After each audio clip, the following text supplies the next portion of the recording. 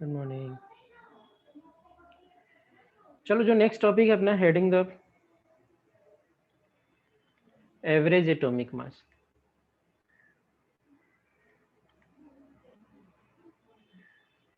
Average atomic mass.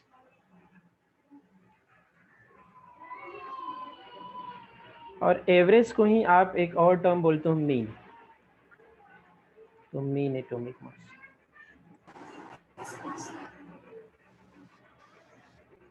क्या है ये समझते हैं।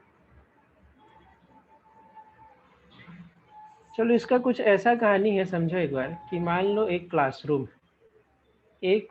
में आपके पास 10 स्टूडेंट्स, नंबर ऑफ स्टूडेंट्स 10 है, 1 2 3 4 5 6 7 8 9 एंड 10। एक क्लासरूम में 10 स्टूडेंट है। मैंने बोला कि एक काम करो, इस क्लासरूम का एवरेज मास निकालो। तो एवरेज मास निकालने के लिए आप क्या करेंगे? क्लासरूम में 10 स्टूडेंट है और मैं बोलूं कि इस पूरे क्लासरूम का एवरेज मास निकालो, तो आप क्या करेंगे? सभी का मास का क्या करेंगे? टोटल मास निकाल लेंगे, एक एक करके सबका मास पता करेंगे और उसको किससे डिवाइड कर देंगे? अपने टोटल नंबर से। यही होगा एवरेज का। तो मतलब ये होता है total mass upon total number. एक तरीका ये था। दूसरा तरीका मैंने क्या बोला कि उस क्लासरूम को मैंने एक ग्रुप में डिवाइड करा। ग्रुप कैसा था? कुछ ऐसे बच्चे थे जिनका सबका वेट कितना था? 30 केजी था। एक ऐसा ग्रुप मैंने बनाया जिसमें सबका वेट कितना था? 20 केजी। एक ऐसा ग्रुप बनाया जिसमें सबका वेट था 50 केजी और एक ऐसा ग्रुप बनाया जिसमें सबका वेट था 40 केजी। तो इसका मास निकालना है तो क्या करो? एक आप तो इंडिविजुअली कर रहे थे, दूसरा अगर मैं बोलूं तो एवरेज मास निकालने के लिए मेरे पास दूसरा तरीका क्या हो सकता था? तो बोलो हम क्या करते हैं कि 30 केजी वाले जितने भी स्टूडेंट्स है, 30 केजी वाले 3 स्टूडेंट है, तो मैंने उसको 3 से मल्टीप्लाई कर दिया। 20 केजी वाले ग्रुप को देखा तो 20 केजी वाले कितने थे आपके पास? वापस से 3 स्टूडेंट थे, तो अपन ने क्या करा? 20 केजी वाले ग्रुप को 3 को मल्टीप्लाई कर दिया। 50 केजी वाले कितने थे? तो यहाँ पे 2 स्टूडेंट थे, अपन ने इससे मल्टीप्लाई कर दिया। 40 केजी वाले कितने थे? 2 स्टूडेंट थे, इससे मल्टीप्लाई कर दिया और इसको डिवाइड किससे कर दिया? अपन ने 10 से। तो बोलो एक तरीका ये भी है।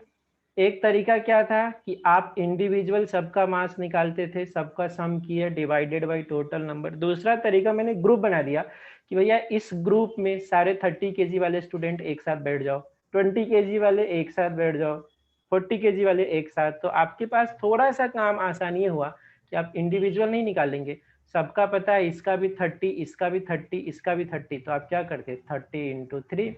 इसमें सबका 20 है तो 20 इंटू 3, 50 इंटू 2 और 40 इंटू 2 डिवाइडेड बाई 10। ये बात समझ में आया? अगर किसी क्लास का एवरेज मास निकालना था तो दो तरीका था। एक तरीका था कि इंडिविजुअली सबका मास पता करो और दूसरा ये तरीका था कि एक ऐसे ने अपन ने ग्रुप बना रखा था, एक ग्रुप, दो ग्रुप, तीन ग्रुप, चार ग्रुप। हर ग्रुप का मास पता है तो आप उसके नंबर से मल्टीप्लाई कर देंगे तो पूरे उसमें मास आ जाएगा। इसका पूरा मास आ जाएगा, इसमें पूरे मास आ जाएंगे, इसमें पूरे मास आ जाएंगे, डिवाइडेड बाई 10। बोलो ये बात समझ में आया या इसमें किसी को कोई डाउट है? क्लियर है?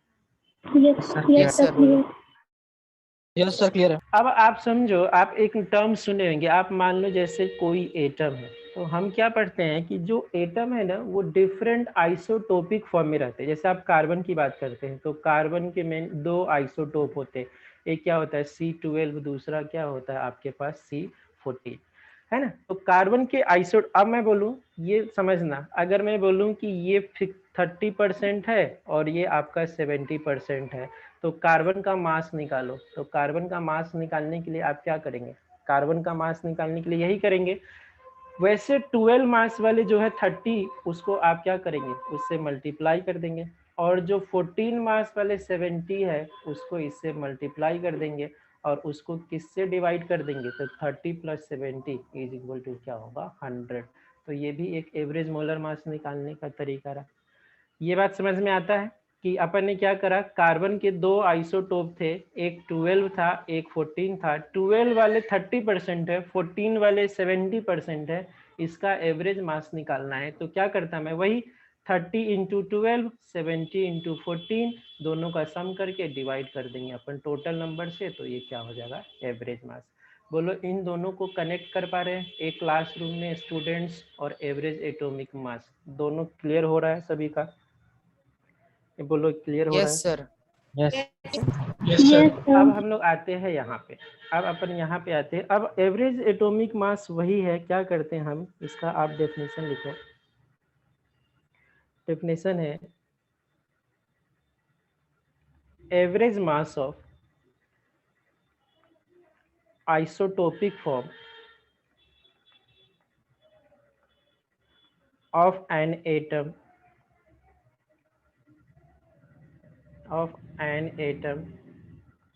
is average atomic mass,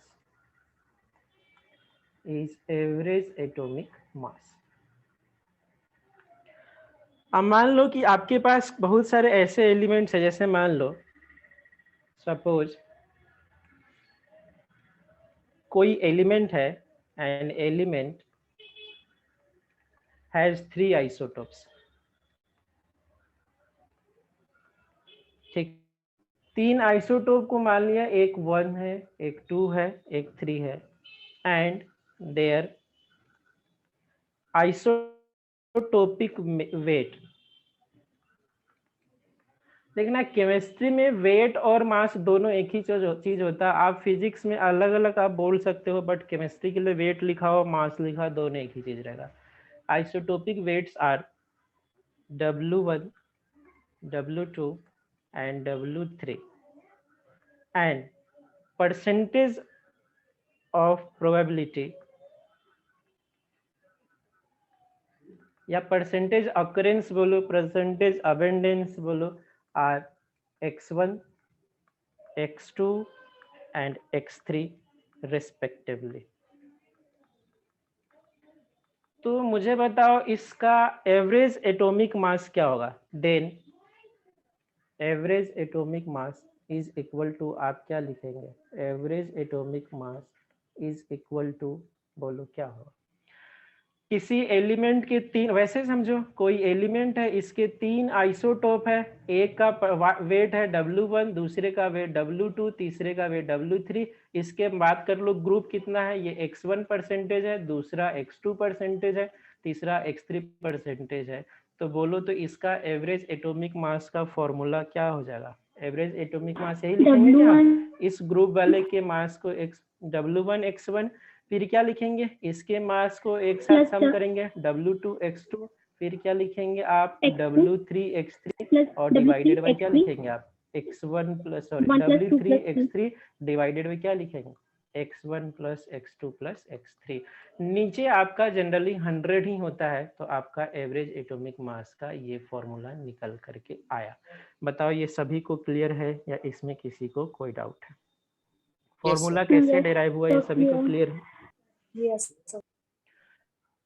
तो हम लोग, अच्छा एक और चीज है, जब आप पीरियोडिक टेबल देखते हैं तो पीरियोडिक टेबल में आप कभी दिखते होगे ना, क्लोरीन का मास है 35.5 और बहुत सारे का मास ना आपको पॉइंट में दिखा रहता है, उनका मतलब क्या होता है, पीरियोडिक टेबल में जो मास दिया है वो एक्चुअल मास दिया है या एवरेज मास दिया है।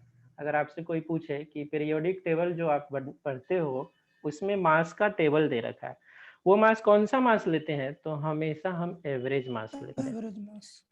क्या लिखेंगे, average atomic mass are used in periodic table, in periodic table and chemical compositions, chemical composition.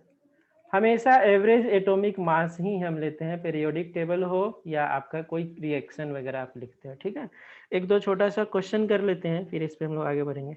Question आपके पास ऐसा है, an element M has 2 isotope, एक है M50 और दूसरा है M52 and average atomic mass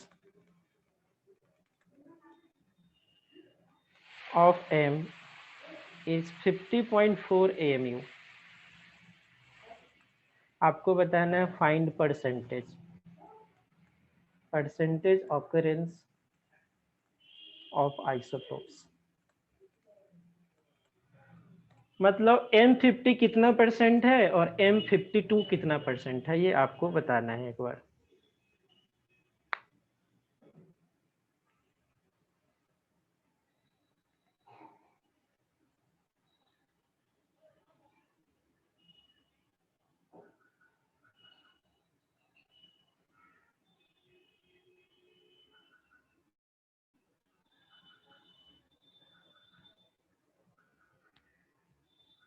कितना परसेंट?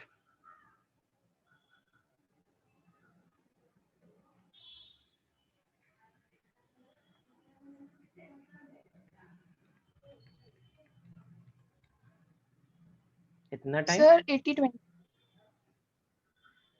80-20 हो रहा है क्या? देखो ऐसे ही ना कि ये मान लो आपका कोई एलिमेंट है, इसके दो आइसोटोप है, एक है M50 और दूसरा है M52। अच्छा ये जो है ना, ये तो वेट ही दे रखा है ना, ये W1 दे रखा है, ये W2 दे रखा है। मान लो इसका परसेंटेज नहीं पता है, तो मैं बोल लूं कि अगर ये X% है तो ये कितना परसेंट होगा, ये कितना हो जाएगा 100 माइनस X%। और एवरेज एटॉमिक मास का क्या फॉर्मूला था? Average atomic mass is equal to, आप क्या लिखते थे वही लिखेंगे क्या, W1x1 plus W2x2 divided by x1 plus x2। W average atomic mass आपका दे रखा है 80-20, सही है।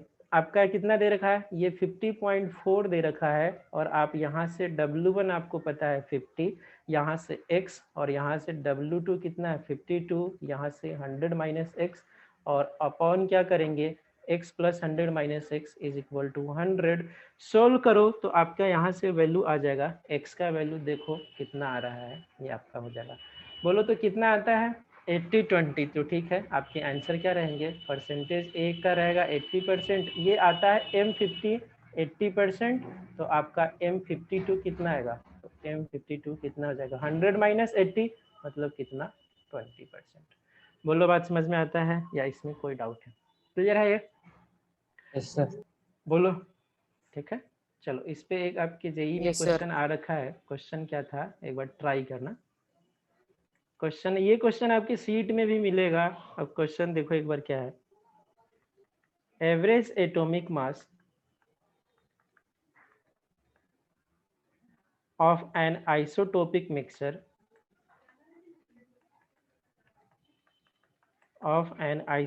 mixture containing 79 mole percent of Mg24 and जो रेस्ट है Mg25 and Mg26 is 24.31। थोड़ा सा लैंग्वेज को समझना, बाकी क्वेश्चन है ये आसान। Calculate mole percentage of Mg25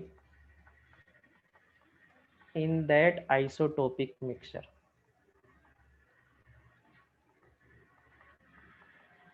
क्या होगा एक बार बता, ट्राई करो। एक मिनट में अटेंडेंस ले लूँ, तब तक आप लोग ट्राई करो सभी।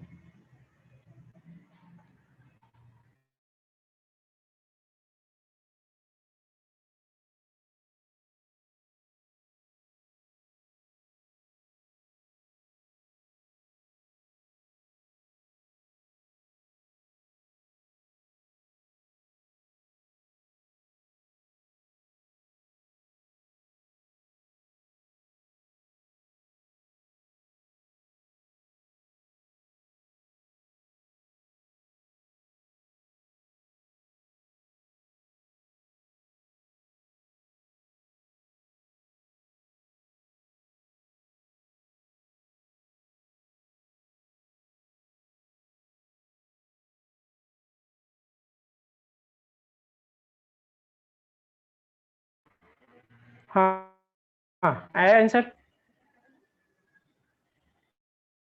सर 2 मिनट रुक जाइए।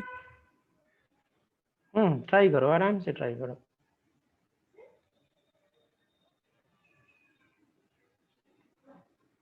अप्रोच वही रखना है बस।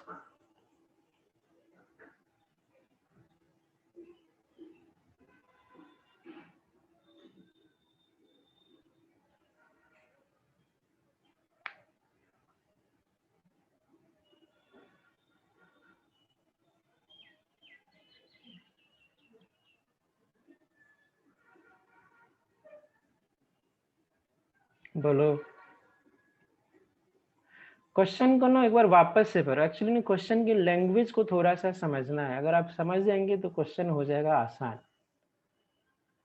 क्वेश्चन में एवरेज एटॉमिक मास दे रखा है और वो कितना है, यहाँ स्टार्ट एवरेज का नाम यहाँ लिया, वैल्यू यहाँ दिया, थोड़ा सा सर यही ढूंढना था। 10% सर 10%। 10%। चलो जी बस सर। देखते हैं।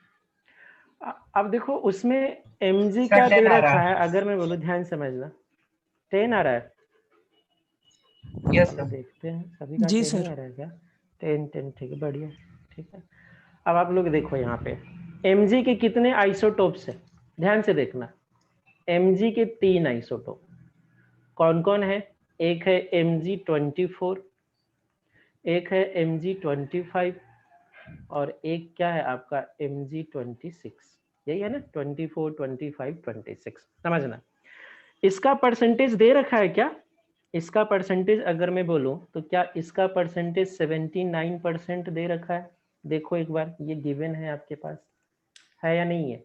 79% दे रखा है। चलो जी बढ़िया। सर। अब सर पंगा ये है कि ये दोनों का परसेंटेज अपने को पता नहीं। अच्छा, ये दोनों कितना होगा? अगर ये अकेला 79 है तो ये दोनों सर कितना एक होगा? एक्स और एक 21% होगा, 21%। होगा या नहीं होगा? 21%। 21। अब इसको मैं मान लूं कि सर ये अगर x% है तो ये बताओ कितना तो होगा? 21 ये क्या माइनस हो एक्स। जाएगा? 21 21 माइनस माइनस एक्स। एक्स। बस यही है।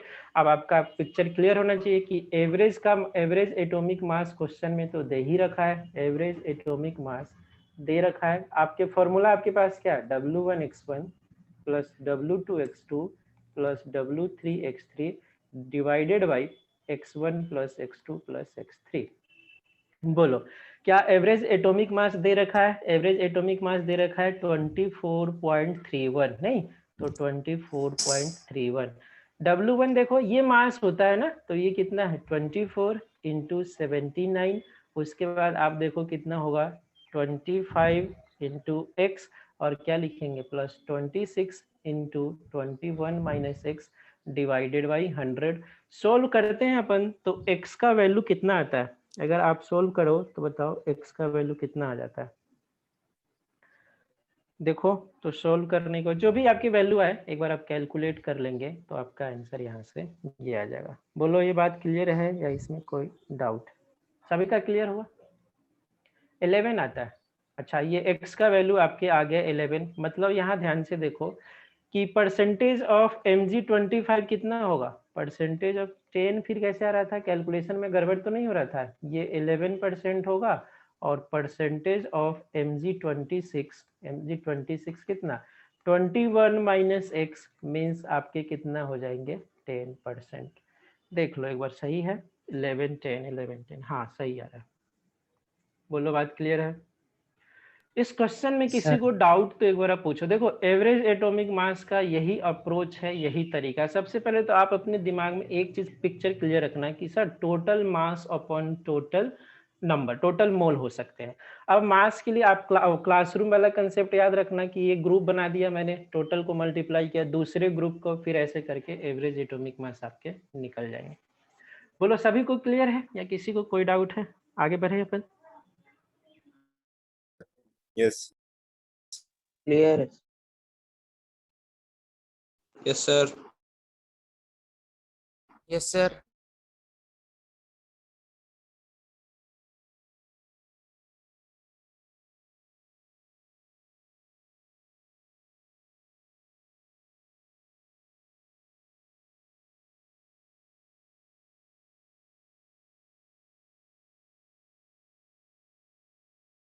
एवरेज मोलर मास का क्या है? है, हम लोग थोड़ा सा इसके बारे में देख लें।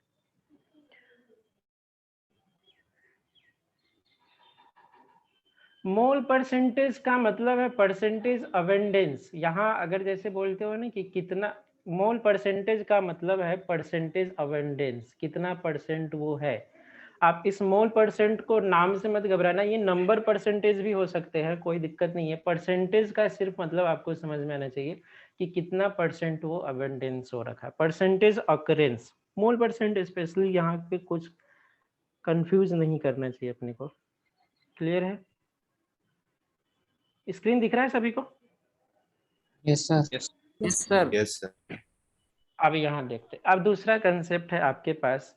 अगर मैं बोलूं, ध्यान से देखना, ये भी कोई सर कोई फॉर्मूला नहीं है। इन ए गैसियस मिक्सर, इन ए गैसियस मिक्सर, आप मुझे ना खुद ही बताओ क्या फॉर्मूला है। एक कंटेनर दिया मैं आपको, उस कंटेनर में 2 मोल हाइड्रोजन है और 2 मोल आपके पास हीलियम है। इसका एवरेज मोलर मास बताओ तो क्या होगा? एवरेज मोलर मास क्या होगा? सोचो और 1 मिनट में आंसर करके बताओ। सिंपल सा, अगर आपसे मैं बोलूं कि सर एवरेज मोलर मास आपसे कोई पूछे ना, तो नींद में भी अपने को यही बोलना है। क्या बोलना है कि sir total mass upon total mole. इससे ज्यादा कुछ नहीं आता अपने को। Total mass upon total mole, वहां भी आप वही करे हो, total mass upon total mole percentage, total abundance, यही था। अब सोचो तो इसका आंसर क्या लिखोगे आप? इसका मोल है, मैं मोलर मास आपको, हाइड्रोजन का मोलर मास 2 होता है, हीलियम का जो मोलर मास होता है वो कितना होता है? 4 होता है, नहीं, और इसका मोलर मास 2 होता है।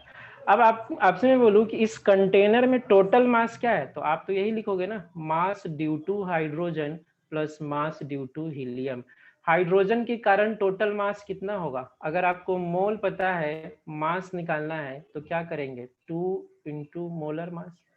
हीलियम के कारण टोटल मास कितना होगा? तो 2 इंटू 4, तो ये कितना आ जाएंगे? 4, ये कितना आ जाएगा? 8। तो अब क्या करोगे आप? टोटल मास कितना हो जाएगा पूरा कंटेनर का? 8 प्लस 4 कितने हो गए? 12। और अगर आपको टोटल मोल दे रखा है तो ये आपका 4, तो कितने हो जाएंगे? 12/4, मतलब आपका क्या होगा? 3। तो क्वेश्चन नहीं, हाँ 3, क्वेश्चन सोल्व नहीं करना है, बट आप मुझे ये मतलब समझो आप कि अगर मैं बोलूं कि एवरेज मास निकालना है, तो आपके दिमाग में क्या चलेगा? सिर्फ कि सर उस सैंपल के अंदर, उस कंटेनर के अंदर टोटल मास कुछ भी है, सबका मैं सम कर दूं और उसको किससे डिवाइड कर दूं? टोटल मोल से। अब ये मास किस फॉर्म में दे रखा है अपने को पता नहीं, या हो सकता है डायरेक्टली मोल दिया हो सकता है नंबर दिया हो सकता है वॉल्यूम दिया हो, कुछ भी दिया हो। आपका अल्टीमेटली टारगेट क्या रहेगा? टोटल मास निकालो और उसको टोटल मोल से क्या कर दो? डिवाइड कर दो, है ना। तो अब आते हैं हम लोग के पास जो नया फॉर्मूला है। यहाँ पे आप देखो, आपके पास एक कंटेनर है, उस कंटेनर में क्या क्या दे रखा है। पहले तो ये फॉर्मूला देखो, average molar mass,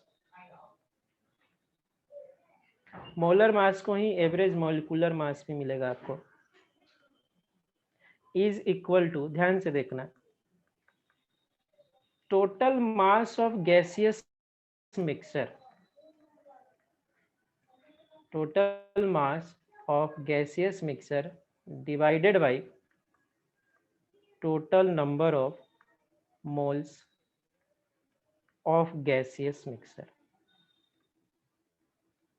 of gaseous mixture. आपके पास एक केस ऐसा आया, समझना, एक कंटेनर है, उस कंटेनर में 3 गैस है, एक गैस 1, एक गैस 2 और एक गैस 3। इसके मोल दे रखे। अगर मैं मोल की बात करूं तो इसका मोल है N1, इसका मोल है N2, इसका मोल है N3। और इसके मोलर मास की बात करूं तो इसका मोलर मास है M1, इसका मोलर मास है M2, इसका मोलर मास है M3। अब मुझे बताओ कि इसका एवरेज मोलर मास क्या होगा? एवरेज मोलर मास या मोलिकुलर मास दोनों एक ही चीज रहेगा। तो अब बताओ तो इस सैंपल का एवरेज मोलर मास क्या होगा? सोचो और फॉर्मूला बना करके आप बताओ क्या होगा। मैं वापस से फॉर्मूला भी लिख देता हूं कि एवरेज मोलर मास का सर सिंपल सा मीनिंग रहेगा total mass upon total moles. अब आप बताओ क्या करें, इसका क्या रहेगा? टोटल मास क्या होगा और टोटल मोल से डिवाइड करके बताओ क्या होगा। N1 M1 plus N2 M2 plus simple N3 M3 अपन सिंपल क्या करेंगे हम, N1 plus N2 mass plus due N3 to gas one.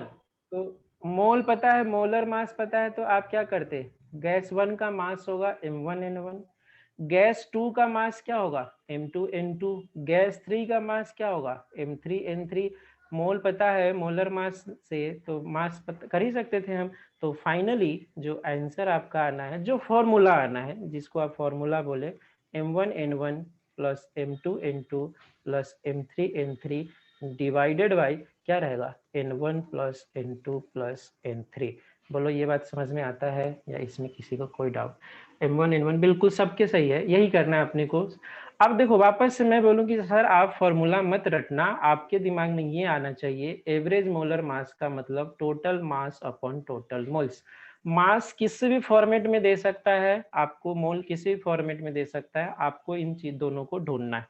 Formula समझ में आया, फॉर्मूला कैसे डिराइव करा हम लोगों ने, इसमें किसी को कोई डाउट तो एक बार आप पूछो, या क्लियर है सभी को।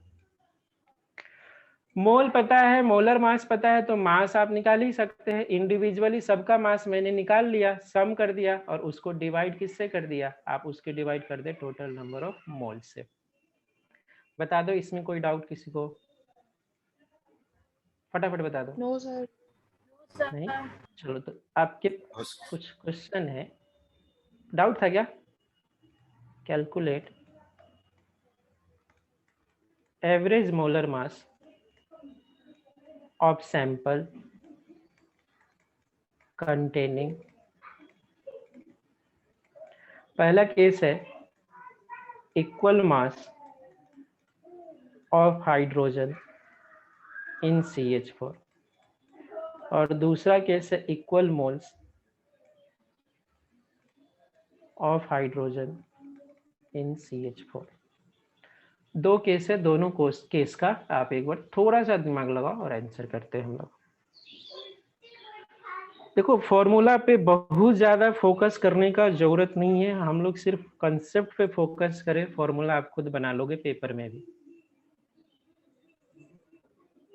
सीधा सर एवरेज मोलर मास आया ना, सीधा दिमाग में ये दौड़ना है, अच्छा टोटल मास अपन टोटल मोल। अब देखते हैं टोटल मास कैसे निकाल सकते हैं, टोटल मोल कैसे निकाल सकते हैं।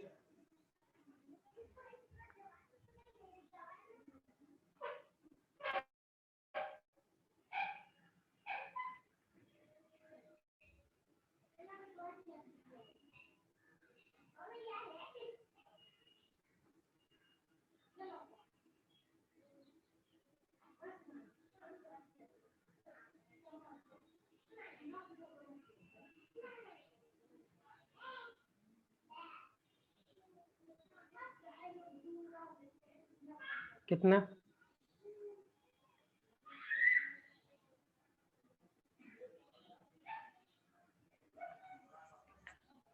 आप ना ऐसे कर लेते कि क्वेश्चन इतना कम दे रखा है तो सर आइडिया नहीं लग रहा, कोई दिक्कत नहीं सर, हम ना ऐसा कर लेते हैं, एक कंटेनर बनाते हैं, उसमें दोनों को रखते हैं, हाइड्रोजन को और CH4 को।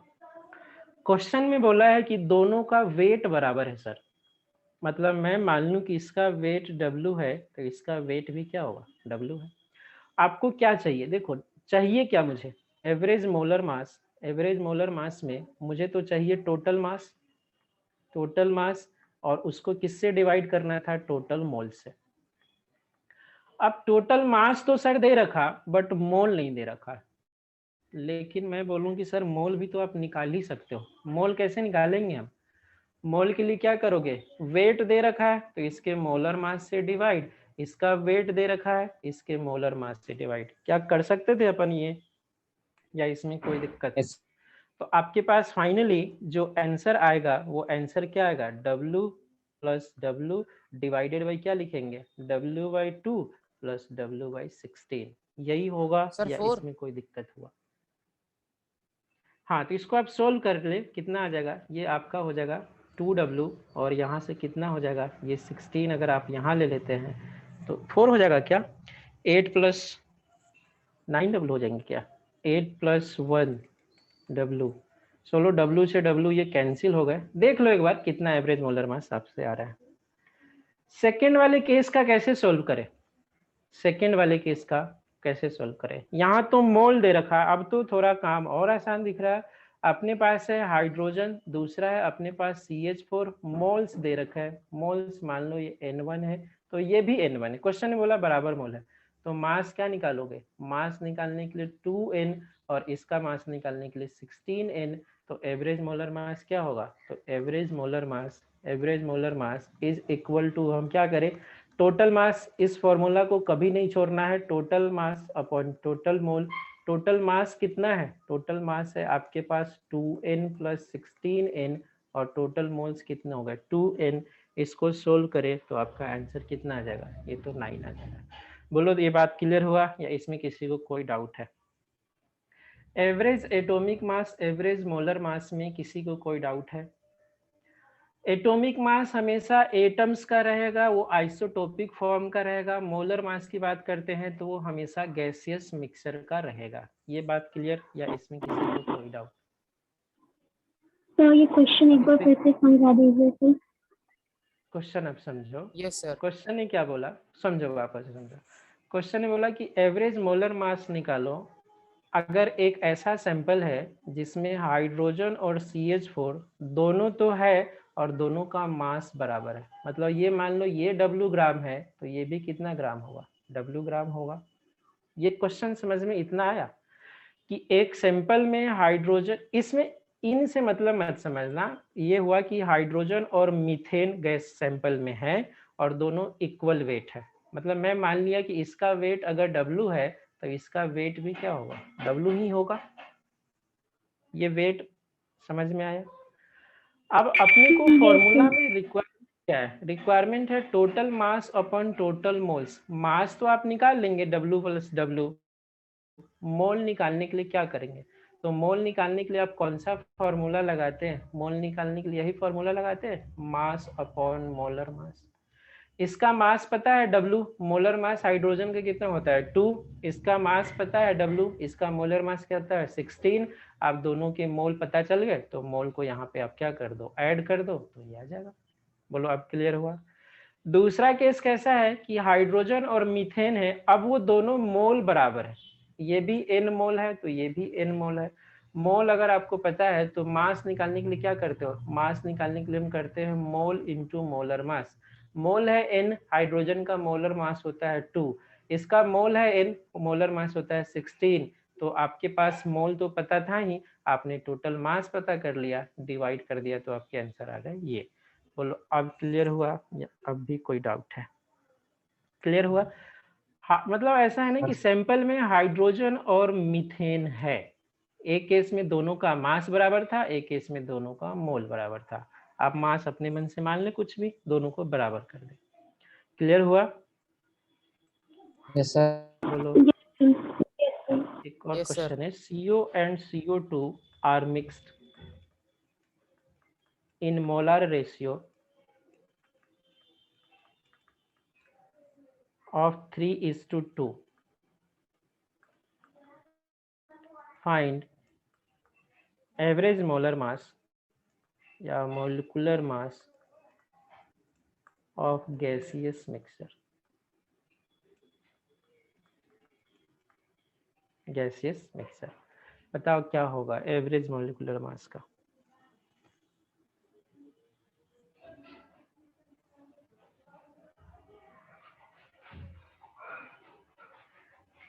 CO एंड CO2 का मोलर रेशियो दे रखा है तो उनके एवरेज मॉलिक्यूलर मास क्या होगा?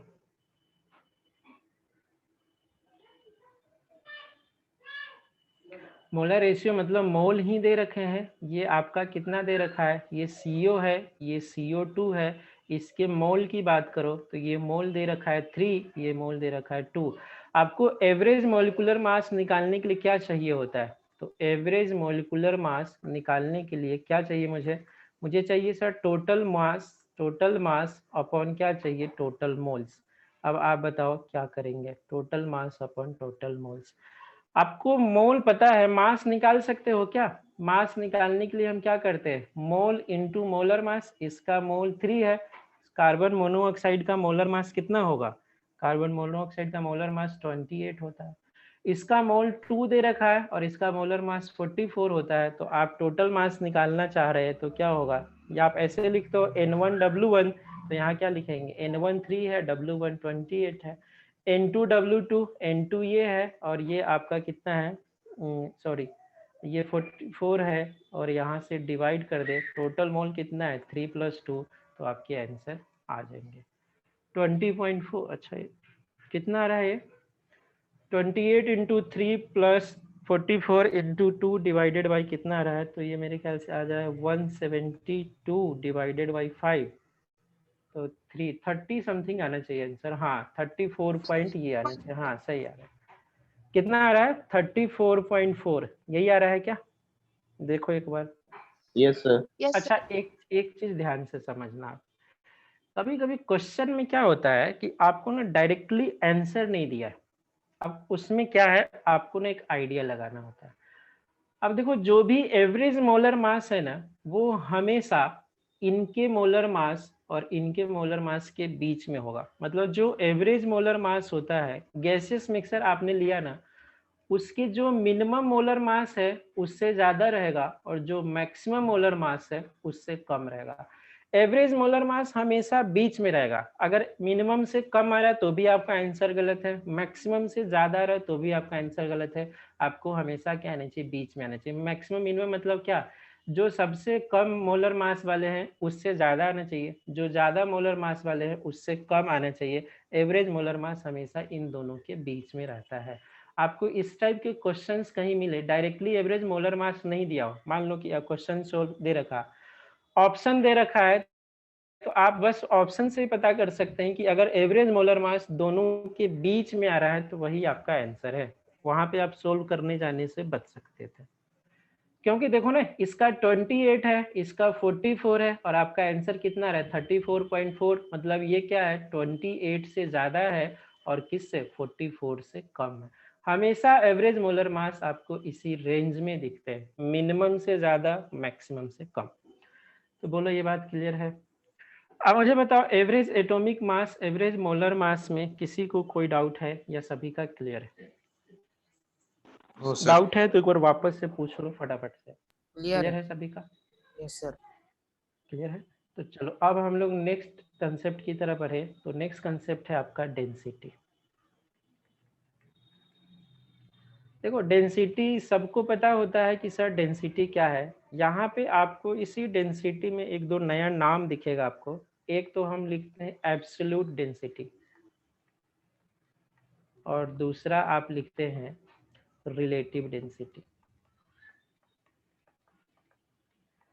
एब्सोल्यूट डेंसिटी क्या है सर? जो हम लोग जानते हैं ना वही एब्सोल्यूट डेंसिटी है। पहला आप लिखो एब्सोल्यूट डेंसिटी। क्या होता है डेंसिटी का फॉर्मूला?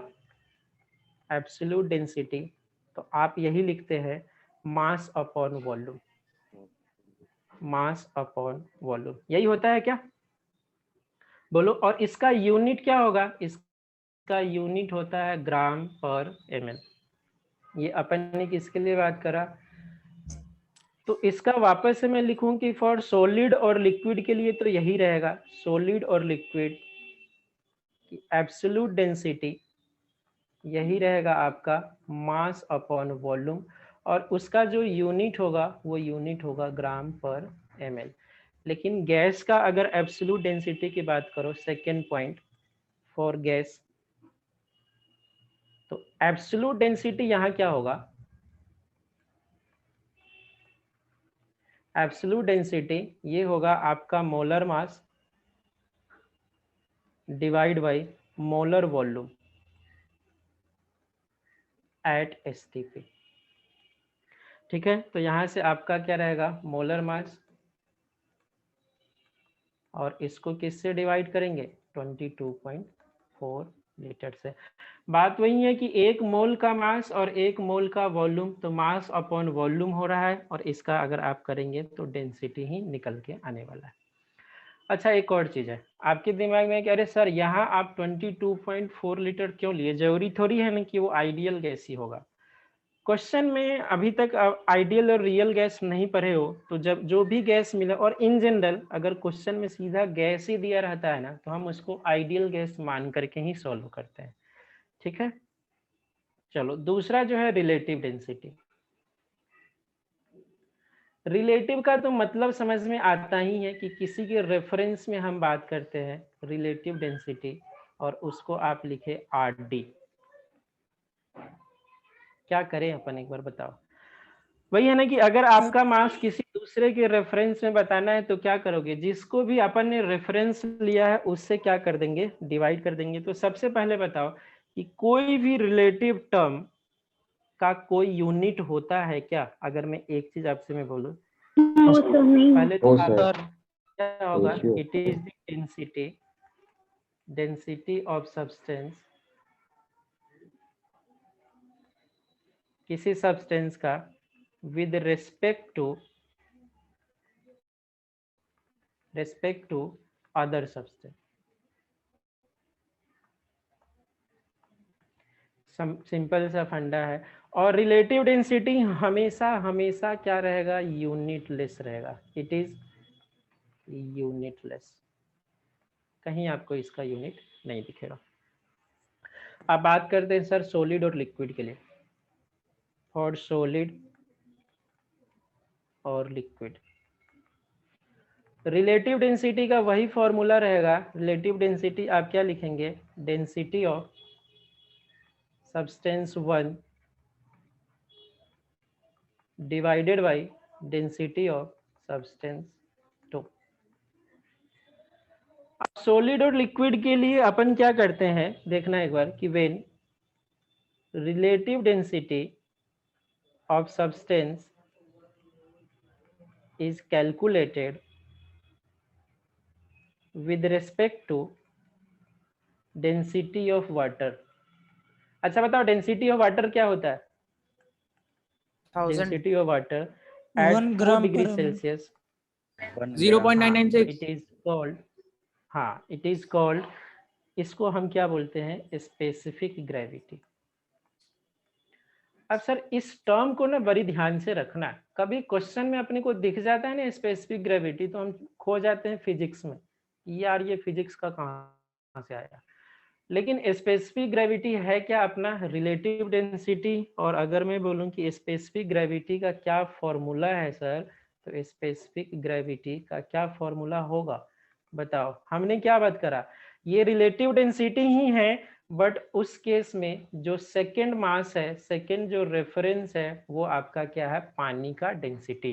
तो आप क्या बोलेंगे यहाँ पे, आप बोलेंगे डेंसिटी ऑफ सब्सटेंस, किसी भी सब्सटेंस का डेंसिटी जिसका निकालना है, यूनिट क्या रहेगा, ग्राम पर ml, और डिवाइड करेंगे हम डेंसिटी ऑफ पानी of water at 4 degree Celsius. अब एक चीज आएगा कि सर 4 डिग्री सेल्सियस आप क्यों बोल रहे हो, इसको हम लोग जब केमिकल बॉन्डिंग पढ़ेंगे ना वहां पे आपसे मैं बात करूँ कि पानी का जो डेंसिटी होता है ना वो मैक्सिमम होता है एट 4 डिग्री सेल्सियस, और वो मैक्सिमम का वैल्यू कितना होता है, मतलब आप इसको लिखो density of water at 4 degree Celsius is maximum and is equal to कितना होता है, अप्रोक्स वही 0.997 अप्रोक्सीमेटली 1 ग्राम पर ml। अब इसी को वहां से बताओ तो स्पेसिफिक ग्रेविटी का क्या फॉर्मूला निकल के आएगा, स्पेसिफिक ग्रेविटी। स्पेसिफिक ग्रेविटी आप क्या लिखेंगे, डेंसिटी ऑफ सब्सटेंस, और इसका यूनिट क्या था, तो इसका यूनिट था ग्राम पर ml। और अगर यहाँ पे आप बात करें तो 1 ml, ग्राम पर ml से ग्राम पर ml खत्म हो गया, तो स्पेसिफिक ग्रेविटी क्या आया, तो स्पेसिफिक ग्रेविटी आया डेंसिटी ऑफ सब्सटेंस। अब क्वेश्चन है कि अगर आपको मैं स्पेसिफिक ग्रेविटी दे दूं तो क्या डेंसिटी बता सकते हो क्या, तो हम बता सकते हैं क्या कि specific gravity is a unitless absolute density। इस पे अगर आपको स्पेसिफिक ग्रेविटी पता है तो कुछ मत करो, उसके आगे यूनिट लगा दो और यूनिट लगा देने के बाद उसके एब्सोल्यूट डेंसिटी से भी मिलना हो जाएगा। बोलो ये बात क्लियर? बस ये डेरिवेशन है, सिंपल सा बात करूँ। रिलेटिव डेंसिटी का मतलब क्या? Density of substance 1 upon density of substance 2। अगर डेंसिटी ऑफ सब्सटेंस 2 पानी का डेंसिटी है तो उस बात हम रिलेटिव डेंसिटी को बोलते हैं स्पेसिफिक ग्रेविटी। और again specific gravity unitless term होता है और उसका वैल्यू वही होगा जो डेंसिटी ऑफ सब्सटेंस है, क्योंकि नीचे जो था वो आपका हमेशा क्या था, 1 ग्राम पर ml। बोलो ये बात क्लियर या इसमें किसी को कोई डाउट? अब रिलेटिव डेंसिटी अगर अपन गैस की बात करें, देखो इसमें गैस का अगर आप बात करो तो यहाँ एक नया टर्म दिखेगा। जैसे आपको यहाँ दिखा ना कि स्पेसिफिक ग्रेविटी, यहाँ पे आपको एक टर्म दिखेगा वेपर डेंसिटी। ये वेपर डेंसिटी क्या है? Vapour density Vd। तो इसको हम क्या बोलते हैं? It is defined as density of gas sorry, with respect to hydrogen gas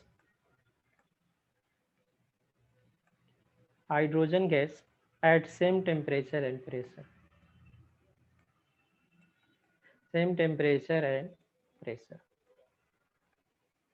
बोलो क्लियर है? अब सिंपल है, देखो पहले तो आप वेपर डेंसिटी का ये फॉर्मूला अगर लिखना चाहे तो ये लिखते हैं हम क्या, ये लिखते हैं density of gas at any temperature pressure, gas 1 any temperature and pressure, और इसको डिवाइड किससे करो, density of gas 2 at any temperature and pressure. ठीक है, चलो यहां देखते हैं क्या होगा। पीवी इक्वल टू क्या लिखते हैं, एनआरटी। अब मुझे बताओ पीवी इक्वल टू एन के लिए आप क्या लिखोगे, वेट अपॉन मोलर मास। देखना अगेन ये डेरिवेशन किसी काम का नहीं है, लास्ट में एक फॉर्मूला आपको मिलेगा। अब यहां से बताओ P M equal to W by V R T. इस डब्ल्यू बाई वी को क्या बोलोगे, इस डब्ल्यू बाई वी को क्या मैं डेंसिटी बोलूं, mass upon Yes, sir. Volume, और मास अपॉन वॉल्यूम को हम क्या बोलते हैं, डेंसिटी बोलते हैं। तो मतलब क्या हुआ कि ये जो डेंसिटी है डी, डेंसिटी का क्या फॉर्मूला आया, P M upon R T. अब चलो यहाँ से आप देखो तो वेपर डेंसिटी, पहले गैस 1 के लिए लिखूं तो pressure upon molar mass upon आप क्या लिखेंगे, आर टी। फिर दूसरे गैस के लिए प्रेशर और molar mass of gas 2 upon R T से आर टी खत्म, प्रेशर से प्रेशर खत्म। तो वेपर डेंसिटी का जो फॉर्मूला निकल कर के आया वो क्या लिखेंगे आप, लिखेंगे molar mass of gas 1 divide by क्या लिखें, molar mass of gas 2। Again आपसे कोई जरूरत नहीं है इन डेरिवेशंस पे ध्यान देने का, सिर्फ इसको समझो ये बात। और यहाँ से कैसे फॉर्मूला है वो मैंने बताया, बट क्वेश्चन कहाँ से होगा, यहीं से होगा। एक बार बताओ ये फॉर्मूला, ये डेरिवेशन समझ में आया क्या, क्लियर है ये, या किसी को Yes, कोई sir. डाउट है? Yes. एक बार वापस सुना अब दीजिए। ऐसा होता है कि if gas 2 is not given, gas 2 is not given in question, अगर क्वेश्चन में गैस 2 नहीं दिया है तो आप सर कौन, ऊपर का दिखा दीजिए, वो दिख नहीं पाया अभी। हाँ हाँ देख देखो, और ऊपर नहीं सर, इतना ही बस। ठीक है। अब आपसे मैं बोलूं कि ये डेरिवेशंस याद करना है क्या, कुछ याद नहीं करना है, इसको आपके लिए मैंने बस लिख दिया, क्योंकि आगे पीएम इक्वल टू डीआरटी पे क्वेश्चन मिलेंगे आगे जब आप आइडियल गैस पढ़ेंगे तब, अभी नहीं मिलना है इस पे question. Gas 2 is not given in question, then gas 2 is hydrogen. तो बताओ तो आपका क्या फॉर्मूला हो जाएगा, अगर गैस 2 नहीं दे रखा है तो वेपर डेंसिटी का कौन सा फॉर्मूला आ जाएगा। तो यही लिखूंगा मैं क्या, मोलर मास ऑफ गैस और हाइड्रोजन का मोलर मास कितना होता है? हाइड्रोजन का मोलर मास क्या होता है? 2। तो वेपर डेंसिटी का जो फॉर्मूला निकल कर के आया, क्या लिखोगे? Molar mass of gas divided by 2। अगर क्वेश्चन में नहीं दे रखा था गैस 2, तो कौन सा गैस लेना है? हाइड्रोजन। अगेन इस फॉर्मूला को गलती से भी याद नहीं करना है, मुझे इसी को याद करना है कि molar mass of gas 1 divided by molar mass of gas 2। Question में गैस 2 नहीं दिया है तो गैस 2 होगा हाइड्रोजन, और हाइड्रोजन का मोलर मास क्या होता है? 2 होता है। बोलो ये क्लियर था या इसमें कोई डाउट है? ये फॉर्मूला कब लगाना है? जब आपके पास कंटेनर में एक ही गैस हो और सिंगल गैस। अब मान लो सर अगर एक से ज्यादा गैस हो, तो अगर आपके पास एक से ज्यादा गैस था तो कौन सा लेना था अपने को? उस समय अपने को लेना है एवरेज मोलर मास, और उसको किससे डिवाइड कर देना है? 2 से।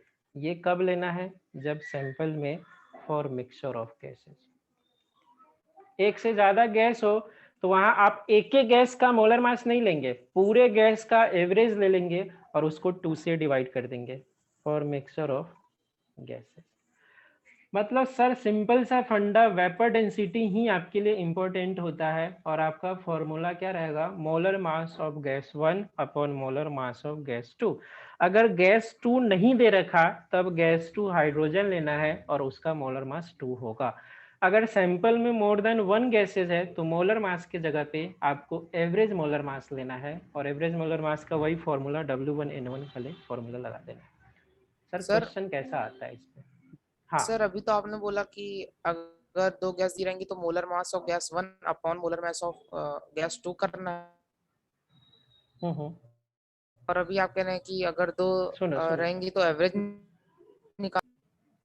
नहीं सुनो सुनो, अगर आपसे पूछे कि किसके, वेपर डेंसिटी का मतलब होता है किसके रेस्पेक्ट में, है ना? वेपर डेंसिटी क्या रिलेटिव टर्म है? क्या नो सर। रिलेटिव टर्म है? अब सुन लो, कंफ्यूजन जो है ना उसको क्वेश्चन से दूर करते हैं। आप यहाँ पे बताओ what is relative density of CO2 with respect to N2O। Sir gas तो यहाँ भी दो है, बट यहाँ दूसरा जो गैस है ना वो गैस रेफरेंस है, उसका मोल वेपर डेंसिटी नहीं निकालना है। वेपर डेंसिटी किसका निकालना है? CO2 का। इस केस में भी वही होगा, दूसरा गैस एक रेफरेंस होगा। आपके पास मान लो कि मैं बोल दिया कि हाइड्रोजन के रेफरेंस में इस पूरे कंटेनर का वेपर डेंसिटी निकालो, तो उस कंटेनर में जितने भी गैसेस पड़े हैं उसका आप एवरेज मोलर मास निकाल लेंगे, और जिसको भी आपने रेफरेंस लिया था उसके मोलर मास से क्या कर देंगे? डिवाइड कर देंगे। यहाँ पे भी दो गैस है, बट ये जो गैस है ना, ये गैस आपका क्या है? रेफरेंस गैस, जिसके रिस्पेक्ट में आप निकालने वाले। तो बताओ तो इसका आंसर क्या होगा? बोलो फटाफट से।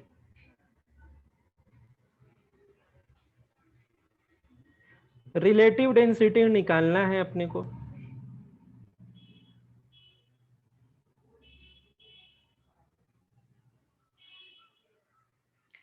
आसान है, तो बिल्कुल 1 होगा। आसान है। क्या करना है अपने को? यस सर सिंपल है 1। ना कि रिलेटिव डेंसिटी का क्या फॉर्मूला था? रिलेटिव डेंसिटी का फॉर्मूला था molar mass of gas 1 divided by molar mass of gas 2। Gas 2 दे रखा है तो आप हाइड्रोजन अपने मन से नहीं लेंगे। गैस 1 कितना था? 44, और इसका 28 + 16 ये, तो इसका रिलेटिव डेंसिटी कितना हो गया? 1 हो गया। बोलो बात क्लियर है या इसमें यस सर कोई डाउट क्लियर है? है। क्लियर सर हुआ? यही क्वेश्चन वेपर डेंसिटी में कैसे बनेगा? वेपर डेंसिटी में इसी रिलेटिव डेंसिटी को ही वेपर डेंसिटी बोलेंगे। यही आंसर इसका भी वही रहेगा, वेपर डेंसिटी, है ना? वेपर डेंसिटी एक गैस का किसी दूसरे गैस के रेफरेंस में अगर बात करते हैं, आपको वहां से पूछे कि what is vapour density of CO2 with respect to ये। अब जैसे मान लो दूसरा क्वेश्चन लिख लो और क्लियर कर लेते हैं अपन। If vapour density of gas sir X, हाँ बोलो। सर इस क्वेश्चन से पहले सर एक बार डेंसिटी से सर डिफरेंशिएट कर दीजिए सर, एक एब्सोल्यूट डेंसिटी और रिलेटिव डेंसिटी। सर ये बीच में कंफ्यूजन हो गया। देखो डेंसिटी का मतलब है दो चीज है, आप ऐसे समझो। मेरा वेट, मैं जैसे मान लो कि मेरा वेट है मान लो 50 kg, तो इसको मैं दो तरीके से बोल सकता हूँ। और एक कोई क्लास में आपकी क्लास का एक रेफरेंस लड़का, रेफरेंस स्टूडेंट मैंने मान लिया कि ये रेफरेंस है और उसका वेट है 25 kg। तो मैं इस 50 को कैसे रिप्रेजेंट कर सकता हूँ? एक बोलूँगा कि मेरा एब्सोल्यूट वेट बताओ, तो मेरा एब्सोल्यूट वेट कितना होगा जो मेरा वेट है। और मैं बोलूँ कि मेरा रिलेटिव वेट बताओ, तो मेरा रिलेटिव वेट क्या होगा, तो जो भी आपने रेफरेंस लिया था उससे क्या कर देंगे डिवाइड, तो ये क्या हो जाएगा 2 हो जाएगा। ये बात समझ में आए? डेंसिटी या एब्सोल्यूट डेंसिटी वो एक्चुअली में क्या होता है, उसका एक्चुअल मास अपॉन उसके एक्चुअल वॉल्यूम, ये होता है आपका एब्सोल्यूट डेंसिटी। क्लियर है? रिलेटिव डेंसिटी का क्या मतलब होगा? रिलेटिव डेंसिटी का मतलब होगा कि उस गैस का अपना डेंसिटी और उसको किसी दूसरे के डेंसिटी से क्या कर देना था, डिवाइड कर देना था, उसको आप क्या बोलेंगे, रिलेटिव डेंसिटी। बोलो अब क्लियर हुआ? इस वेट वाले से समझ में आया? मेरा एब्सोल्यूट वेट 50 kg है बट रिलेटिव वेट 2 है। क्यों? क्योंकि रेफरेंस से आपने डिवाइड करा, तो ये क्योंकि आपने रेफरेंस ले रखा था 25। बात क्लियर है?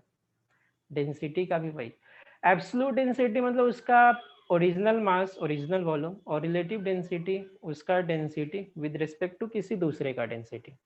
तो रिलेटिव डेंसिटी और एब्सोल्यूट डेंसिटी में ये फर्क।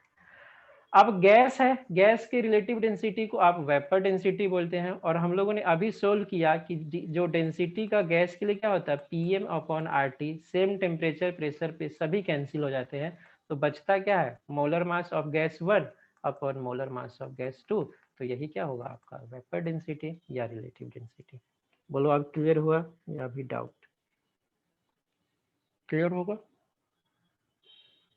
देखो बोलो यस सर। हो गया? क्या डाउट क्लियर हुए? Yes. Yes sir. चलो आप लिखो that of oxygen, then what will be molar mass of X? क्या होगा? कोई गैस अननोन है जिसका वेपर डेंसिटी दे रखा है,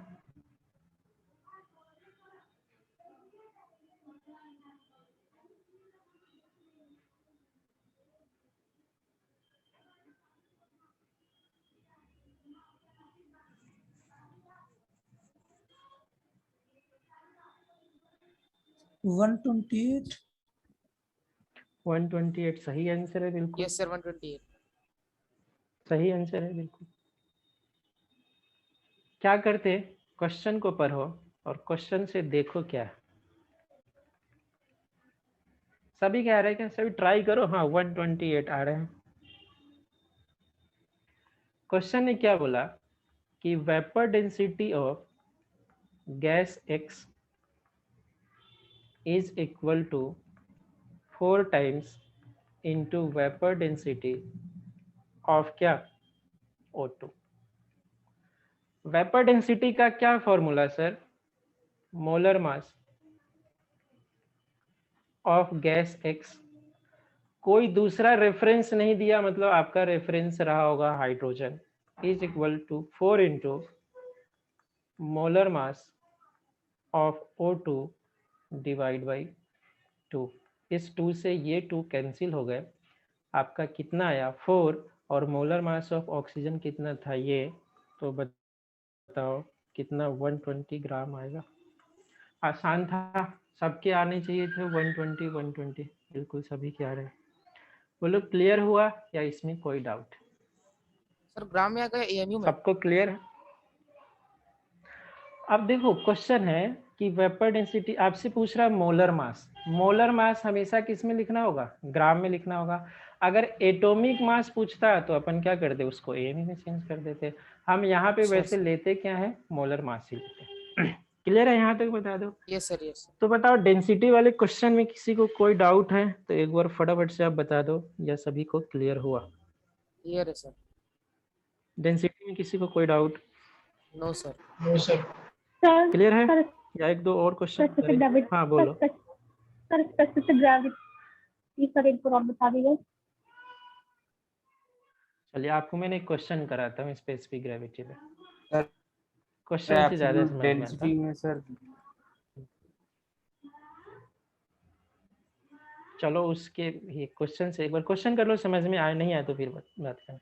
specific gravity of solution is 1.8, then find mass of 100 ml of solution.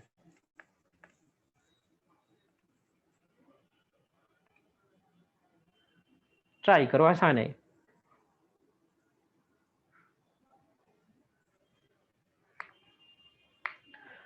अब सर स्पेसिफिक ग्रेविटी भी रिलेटिव डेंसिटी ही है, और रिलेटिव डेंसिटी किसके रेस्पेक्ट में है? अगर अपन मैं बात करूं फॉर्मूला में वापस से आपको लिखता हूं, समझना। जो स्पेसिफिक ग्रेविटी था वो क्या था? डेंसिटी ऑफ, रिलेटिव डेंसिटी था। दिमाग में रखना, vapour density specific gravity relative density है। तो डेंसिटी ऑफ सब्सटेंस 1 180 और gram sir. Divide by density of substance 2। Specific gravity के लिए सेकेंड सब्सटेंस क्या था? वाटर, और वाटर का क्या? At 4 degree Celsius. अब आप बताओ यहाँ से कितना दे रखा है? ये 1.8। समझना, इसका मैं लिखूं डेंसिटी ऑफ सब्सटेंस 1 और डिवाइड बाई क्या करोगे? 1 ग्राम पर ml, यही है ना? अब यहाँ से बताओ इसका डेंसिटी क्या है, आपको पता नहीं, लेकिन इसको मैं सोल्व करूँ तो क्या मैं बता सकता हूँ कि अरे उसका जो डेंसिटी रहा होगा ना, डेंसिटी ऑफ सब्सटेंस 1 कितना रहा होगा? 1.8 ग्राम पर ml। बताओ ये बात क्लियर या इसमें कोई डाउट? ये सभी को क्लियर है यस क्या? Sir clear. अब क्लियर हुआ? Yes sir. Specific gravity, relative density, दोनों ही आपका रिलेटिव डेंसिटी है, sorry vapour density. Specific gravity solid liquid के लिए डिफाइन है, वो गैस के लिए डिफाइन। चलो अब अगर आप डेंसिटी पता चल गया तो 100 ml का मास क्या होगा? हम लोग बात किए थे सर, इस टाइप के क्वेश्चन का आंसर इन्हीं के पास छिपा रहता है। इसको डिकोड कर लेते हैं आप। इसको डिकोड करने का मतलब क्या हुआ कि सर जब 1 ml था ना तो उसका वेट था 1.8 ग्राम। आपसे कितने ml का वेट पूछ रहा है? 100 ml। तो 100 ml का वेट कितना होगा? 180 ग्राम। कुछ बच्चों ने करा, बहुत सही करा आपने आंसर, सभी बहुत सही। 180। समझ में आया क्या ये क्वेश्चन क्या था? या किसी को कोई डाउट एक बार आप पूछो फटाफट से। अब क्लियर हुए यस सर स्पेसिफिक आ गया। ग्रेविटी? चलो एक और क्वेश्चन कर लेते हैं हम लोग। 7.5 litre of a particular gas eight STP has weight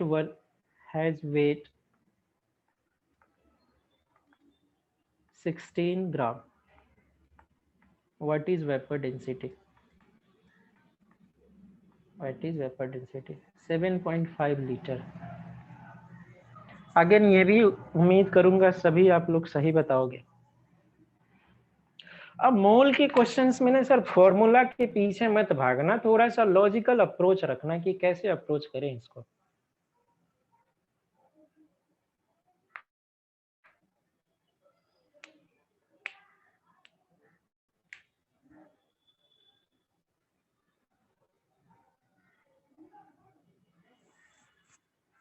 कितना है वेपर डेंसिटी?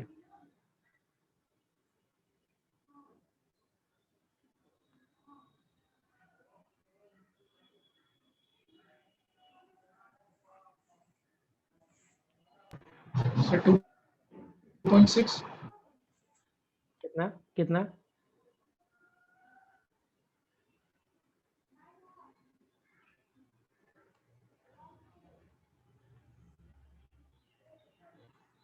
2.6 शशांक गाड़ा।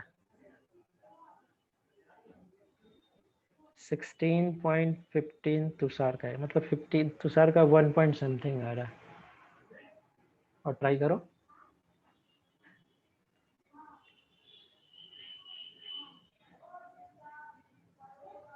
अच्छा देखो सुनो, क्या करोगे एक बार बताओ।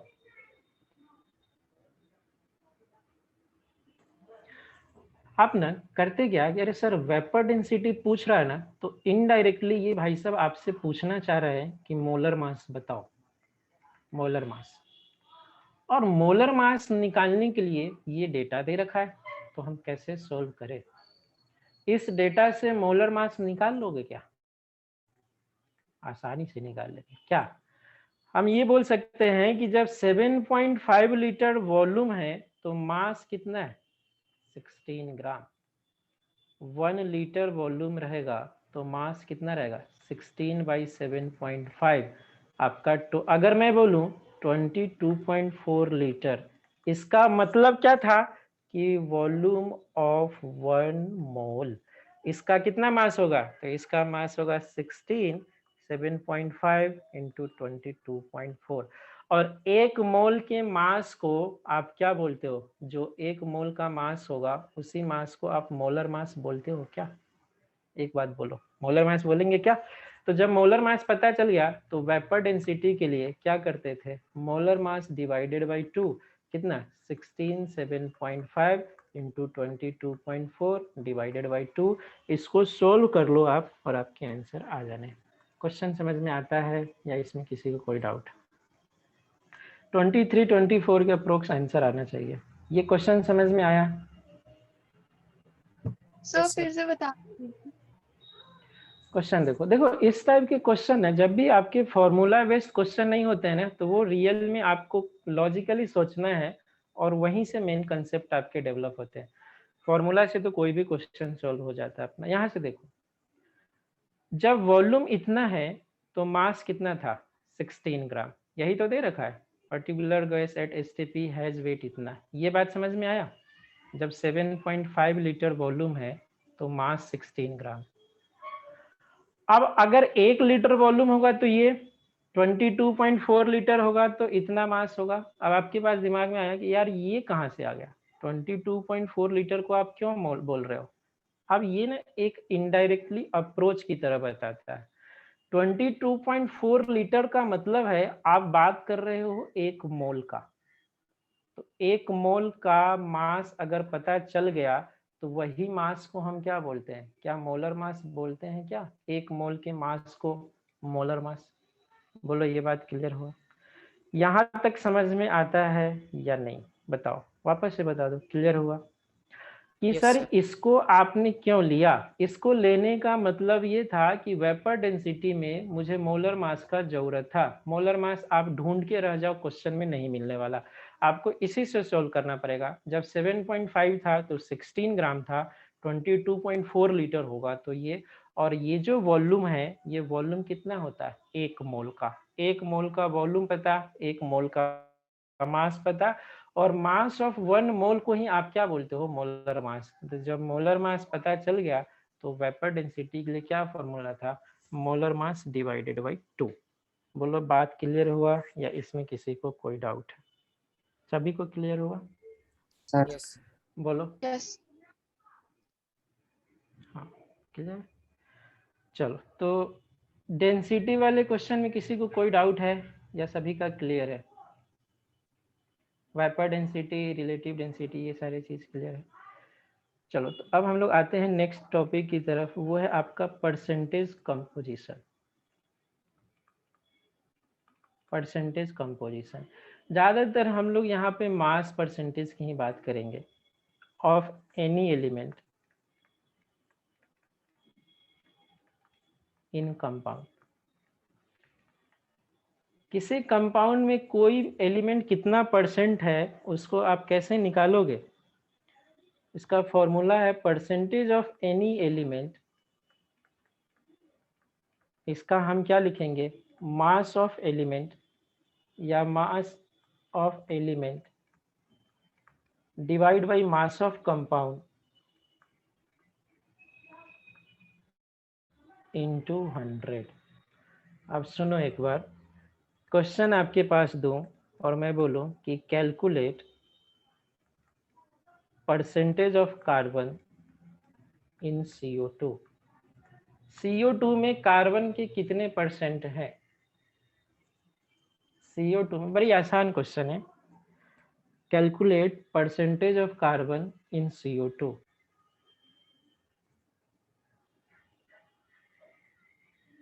क्या करोगे? पूरे CO2 में कार्बन का क्या कंट्रीब्यूशन है? CO2 में कार्बन का क्या कंट्रीब्यूशन है? So 12. बोलो। सिंपल है ना sir, percentage of carbon in CO2, तो आप क्या लिखते हैं? Mass of carbon. कार्बन के कारण कितना मास है upon total mass of CO2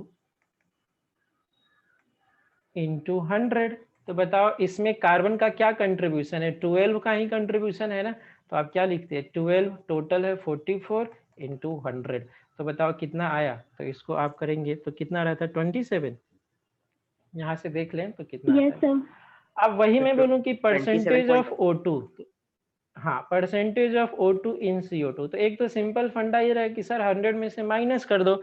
दूसरा तरीका आप ये लिखे, मैं इसको एक्सप्लेन करने के लिए लिख रहा हूँ, mass due to O2 divided by mass of CO2, mass of CO2 into क्या लिखेंगे? 100। तो बताओ CO2 का कितना परसेंटेज होगा? O2 का मास कितना था?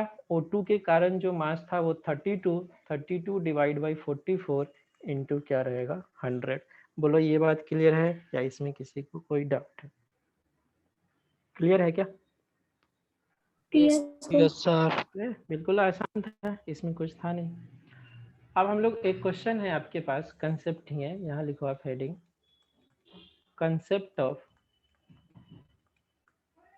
Minimum molecular mass. क्वेश्चन में कभी भी मिनिमम मोलिकुलर मास या मिनिमम मोलर मास करके आता है तो हम क्या कैसे अप्रोच करते हैं? हम लिखते हैं परसेंट ऑफ गिवन एलिमेंट, इसको डिवाइड करो आप, mass of one atom of that element, जिसका भी परसेंटेज दे रखा है, और divided by minimum molar mass, और उसको किससे मल्टीप्लाई कर देंगे? 100 से। क्या है यहाँ देख, पहले इस दोनों को ऊपर वाले फॉर्मूला से मैच कराओ। आप यहाँ लिखते हो मास ऑफ एलिमेंट, यहाँ लिखते हो mass of one element, one atom वाले, ठीक है। नीचे यहाँ लिखते हो मास ऑफ कंपाउंड, यहाँ लिखते हो मिनिमम मोलर मास। दोनों में डिफरेंस क्या है? एक क्वेश्चन कर ले, फिर आपसे यहाँ पे देखते हैं। क्वेश्चन आपके पास, निकालो, फाइंड मिनिमम मोलर मास या mass of an enzyme which contains 4% of ferrous। Atomic mass ferrous का दे रखा है 56। तो बताओ तो इसका क्या लिखोगे आप?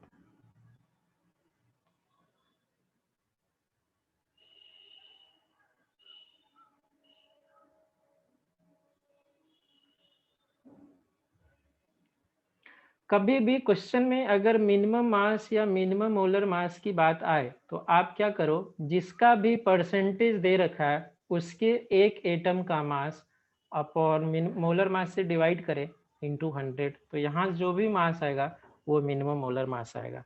तो बताओ तो क्या आ रहा है मिनिमम मोलर मास? मतलब उस एंजाइम का मिनिमम मोलर मास कितना आएगा? 14, क्या 14 केजी या 14 ग्राम? Akshita, So 14 AM gram. ग्राम ना? चलो ठीक है, 14 ग्राम, ठीक। चलो आपने क्या करा, यही फॉर्मूला लगाया क्या? मिनिमम का मतलब सिंपल एक स्पेशल केस होता है परसेंटेज कंपोजिशन में, आपको लिखना है तो जिसका भी परसेंटेज दे रखा है ना, तो हम क्या करते हैं, परसेंटेज ऑफ फेरस, हम उसके एक एलिमेंट का मास लेते, तो एक एलिमेंट का मास कितना होगा उसके एक एटम का 56, और इसको डिवाइड कर दो आप minimum molar mass, minimum molar mass, और इसको किससे मल्टीप्लाई कर दो आप 100 से। तो बताओ परसेंटेज कितना दे रखा है 4, 56 minimum molar mass, molar mass और इनटू 100, तो कितना आ रहा है, तो 56 अपॉन ये तो कितना आ जाएगा minimum molar mass, minimum molar mass 100 नहीं लिखे थे क्या, मिनिमम मोलर मास कितने 14, तो आपका कितना आ जाएगा 1400 ग्राम, 1400 ग्राम आना चाहिए, 14 ग्राम कैसे, यस सर 1400 ग्राम। 1400 होगा ना, आपने शायद 100 यहाँ पे लिखना भूल गया। तो ये आपके मिनिमम मोलर मास के क्वेश्चन है। मिनिमम मोलर मास क्या था, परसेंटेज कंपोजिशन का स्पेशल केस है। यहाँ से एक और क्वेश्चन आप लिख लो, haemoglobin contains 0.25% of iron. If molar mass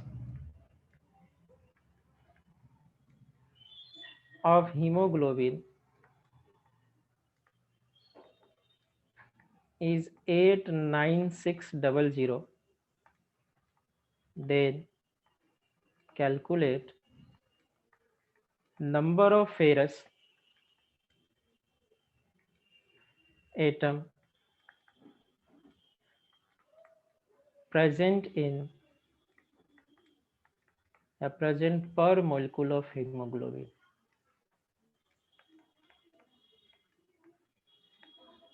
और मोलिक्यूल ऑफ हीमोग्लोबिन कितना होगा,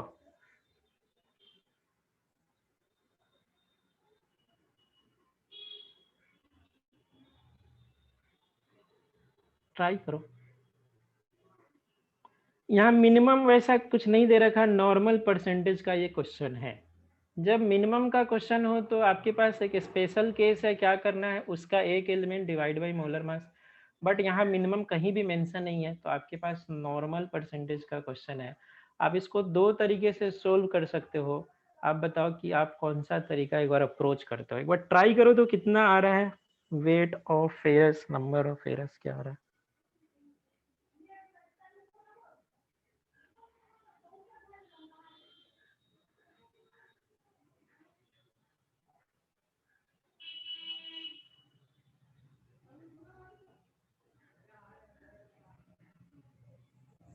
कितना, फॉर्मूला लगा दो। परसेंटेज कंपोजिशन का क्या फॉर्मूला है, percentage of ferrous is equal to क्या लिखेंगे आप, weight of ferrous upon molar mass into 100। कितना परसेंटेज दे रखा है, ये दे रखा है 0.25। वेट ऑफ फेरस आपको पता नहीं, मोलर मास कितना दे रखा है 89600 इंटू 100, तो कितना आ जाएगा,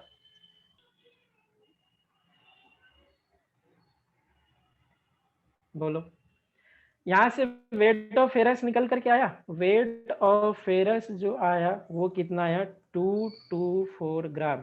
जब आपको वेट पता चल गया तो मोल भी निकाल लेते हैं, मोल ऑफ फेरस कितना होगा 224 डिवाइड बाई 56 आई थिंक 4, और नंबर ऑफ फेरस एटम की बात करें तो नंबर ऑफ फेरस एटम कितना होगा 4 इंटू एवोगैड्रो नंबर। अच्छा, इसका मेथड 2 किसी के दिमाग में चल रहा था क्या कि सर मेथड 2 कैसा हो सकता है, ये तो मेथड 1 है, आपने एकदम से फॉर्मूला से लगाया। मेथड 2 मुझे बताओ कोई कि सर कैसे इसको दिखा सोचे, मेथड 2 कैसा हो सकता है। तो आपने डायरेक्टली कर सकते थे क्या कि वेट ऑफ जो फेरस है वो क्या है, टोटल मोलर मास का 896 जो भी था ना उसका 25% आ जाता वेट ऑफ फेरस डायरेक्टली, और उसको यहाँ से वेट पता चल गया मोलर मास से डिवाइड करे मोल्स के डिवाइड करे तो यहाँ से ये सारी चीजें पता हो जाता। चलो ठीक है, यहाँ तक होगा। अब ये अपन ने परसेंटेज कंपोजिशन क्यों पढ़ा? आपने एक नाम सुना होगा, इंपीरिकल फॉर्मूला। जी सर। इंपीरिकल फॉर्मूला और दूसरा होता है मॉलिक्यूलर फॉर्मूला। दोनों में क्या डिफरेंस है? मॉलिक्यूलर फॉर्मूला और इंपीरिकल फॉर्मूला में बेसिकली डिफरेंस क्या है? सर तो जो एम्पिरिकल इंपीरिकल फॉर्मूला होता है ना, आधार पर molecular formula sir simplest, fraction में आ सकता है। हाँ हाँ, इंपीरिकल फॉर्मूला को हम क्या बोलते हैं? सिंपलेस्ट सर एम्पिरिकल फॉर्मूला एक तरह से इंटीजर रेशियो को डिफाइन करता हाँ, इंटीजर रेशियो होता है है, किसका? Ratio of atoms of present in a atoms, molecule. हाँ, इन ए गिवन मॉलिक्यूलर फॉर्मूला, इन ए गिवन मॉलिक्यूलर फॉर्मूला, एकदम से सिंपलेस्ट इंटीजर रेशियो होता। आप समझो, आपके पास कुछ मैं लिखूं, ये मान लो आपका मॉलिक्यूलर फॉर्मूला है, और ये क्या लिखेंगे आप? Empirical formula. और इधर मैं वो इंटीजर ले रहा हूं जो अपन ने यहां से निकाला था। तो चलो एक बार देखते हैं। आपके पास एक बेंजीन है, बेंजीन का मॉलिक्यूलर फॉर्मूला क्या होता है? Molecular formula actual number of atoms के बारे में बात करता है, और empirical formula simplest integer ratio बताता है एटम्स का। ठीक है, इसका बताओ क्या होगा इंपीरिकल फॉर्मूला? ये है आपके पास C4H6, इसका इंपीरिकल फॉर्मूला क्या होगा? तो इसका इंपीरिकल फॉर्मूला क्या होगा? सिंपल CH होगा, और इसका इंपीरिकल फॉर्मूला आप क्या लिखेंगे? यहाँ पे लिखेंगे C2 और H3, यही होगा क्या इंपीरिकल? अच्छा, वो इंटीजर नंबर बताओ जिससे अपन ने डिवाइड करा था, तो ये क्या था? n, और इसका वो नंबर बताओ जिससे डिवाइड करा था, तो n यहाँ पे क्या था? 6, और यहाँ पे n की बात करें तो क्या होगा? 2। राइट। तो अगर मैं आपसे बोलूं कि अच्छा मुझे एक चीज बताओ कि n कैसे निकाला, तो मैं एक बार ऐसा लिखूं तो सही है या गलत? क्या? मास of molecular formula, mass of molecular formula divided by, आप क्या लिखे? Mass of empirical formula. पहले एक बार दोनों का ट्राई करो, देखो तो ये आ रहा है क्या? n equal to mass of molecular formula और मास ऑफ इंपीरिकल फॉर्मूला, देखो तो आ रहा है क्या? देखो इसका कितना आता है? 78, और इसका कितना आएगा? 14 + 3। तो 78 को 13 से डिवाइड करते हैं तो क्या वो 6 आ जाएगा क्या? इसका देखो, और इसके मोलर मास से डिवाइड करो तो ये n आ जाएगा। तो n का कैसे निकालना है? जो मॉलिक्यूलर फॉर्मूला है उसका मास और उसके एम्पिरिकल फॉर्मूला से। तो एक और सामने आपके पास आता है कि मॉलिक्यूलर फॉर्मूला को आप क्या लिखेंगे? तो यही जो n था इनटू क्या आप लिखेंगे? Empirical formula. बोलो, बात क्लियर है या इसमें किसी को कोई doubt? Empirical formula simplest integer ratio है, मॉलिक्यूलर फॉर्मूला ये है, और आपका n पता करना है तो क्या करें? मॉलिक्यूलर फॉर्मूला का मास अपॉन एम्पिरिकल फॉर्मूला का मास, मास ऑफ एम्पिरिकल फॉर्मूला, और दोनों का जो रेशियो आता है वही क्या होता है आपका। अब आप क्वेश्चन लिख लेते हैं, हम लोग सॉल्व नेक्स्ट क्लास में करेंगे। क्वेश्चन एक फटाफट से एक लिख लो। क्वेश्चन है, an organic substance containing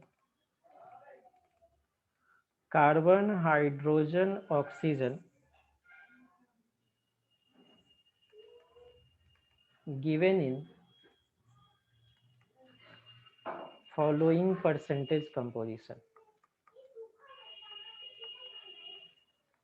Following percentage composition, carbon का जो परसेंटेज दे रखा है वो दे रखा है 40.684%। हाइड्रोजन का जो परसेंटेज दे रखा है 5.085%, और ऑक्सीजन का जो परसेंटेज दे रखा है, किसी एक का नहीं दे तो आप 100 से माइनस कर दे तो आ जाएगा। ये आपका क्वेश्चन है। पहले तो ये है the molecular weight of that compound is 118 gram. Calculate empirical and molecular formula, है ना। ये क्वेश्चन लिख लो, अगर आपको पहले से पता है तो थोड़ा सा आप ट्राई करोगे, अदरवाइज हम लोग नेक्स्ट क्लास में इसको कंटिन्यू करेंगे। अब देखो मोल कंसेप्ट में जो थोड़ा बहुत इधर उधर मतलब जो होता है ना सिस्टमेटिक नहीं था, वो अपना आज तक हो गया। कल से हम लोग जो करेंगे वो बिल्कुल सिस्टमेटिक मिलेगा, एक प्रॉपर कंसेप्ट पे। जैसे कल हम लोग स्टाइकोमेट्री स्टार्ट करेंगे, फिर उसके बाद लिमिटिंग रिएजेंट मिलेगा, उसके बाद कॉन्सेंट्रेशन टर्म्स करेंगे। तो ये जो इधर उधर था ना वो आज हम लोग ने कवर कर लिया। आज तक के लेक्चर में जो भी करा हम लोगों ने, मोल का मतलब सिस्टमेटिकली नहीं था, कहीं से रैंडम क्वेश्चन आते हैं तो थोड़ा बहुत ऐसे आपका अप्रोच होगा। कल के लेक्चर से जो होगा एकदम सिस्टमेटिक रहेगा कि इसके टॉपिक के अंदर इस टाइप के क्वेश्चन आएंगे, फिर इस टॉपिक के अंदर इस टाइप क्वेश्चन आएंगे। चलो, तो आज के लेक्चर का कोई डाउट है आज की क्लास का तो एक बार फटाफट से आप पूछ लो, या क्लियर है सभी के? कोई डाउट किसी को?